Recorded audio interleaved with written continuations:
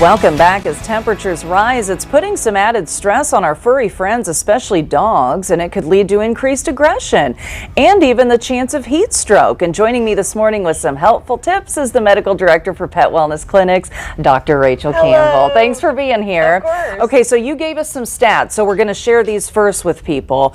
Nationwide, and I think we're going to pull these up, more than 4.5 million people are bitten by dogs each year. Wow. Bites are more likely to occur in the summer, and children are more likely to be bitten in the head and neck than adults. Also, most bites happen during everyday activities. So, going to talk about first, what are some good ways to just prevent dog bites?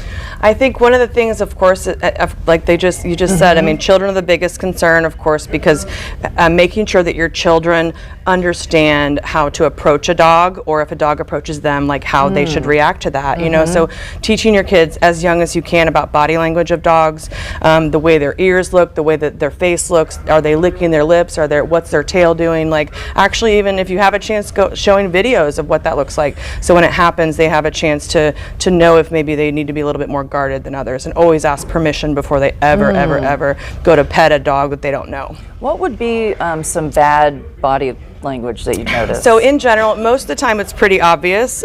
When animals are barking, you can tell they're uncomfortable. They're kind of forward or even lunging. But some of the more subtle signs, again, licking their lips, they might be uncomfortable, yawning, they might be a little uncomfortable.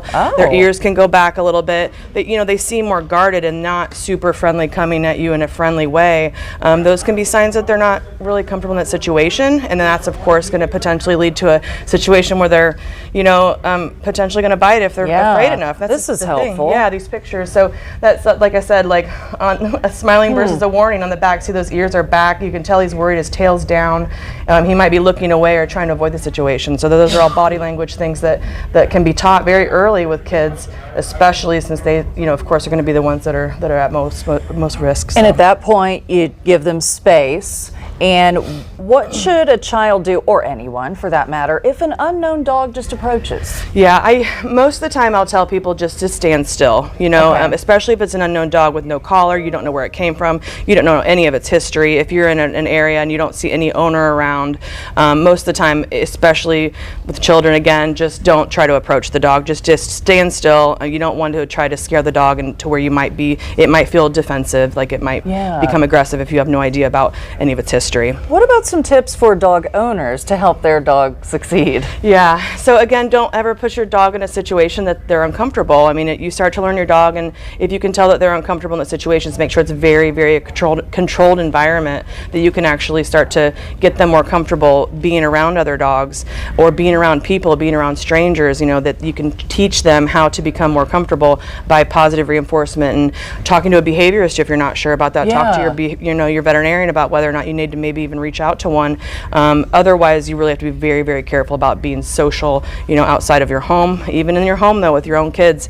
If you're nervous about your dog, maybe you just had kids and the dog was the baby and now he's not the baby anymore. Those dogs might not be comfortable. Dogs, most of those also happen indoors with dogs that they know. Yeah. And so, of course, teaching your kids how to either avoid them or approach them if they need to. That's what you said. It's mainly everyday things that you're doing. I had told her that when I was like 3, I was learning to walk, tripped over my grandparents' dog and fully bit my eye. Yeah, I was and that's what we talk about, the warm summer months. I mean, kids are outdoors, they're running and playing, and for dogs that can be very, very scary. They're like, what are they doing? There's water and there's stuff, balls, and they're like excited, but they're a little nervous and they're doing weird things. So that in a lot of dogs' minds, it can be very, very scary. And that's of course any dog. I don't care how nice they are. I love my dogs too, but like if they're in a situation myself, if I was a dog and I got scared enough, I would bite. You know, so like you always have to know that that's always a possibility. Even with the sweetest, nicest dog, if they're scared enough, it might happen. So this was awesome advice. Thank you so much for coming in. Welcome to the temporary set. We'll have more information on how to prevent dog bites, all that we talked about, on our website, fox59.com/links. A lot of helpful resources, really, from all the times you've been here. So thank you.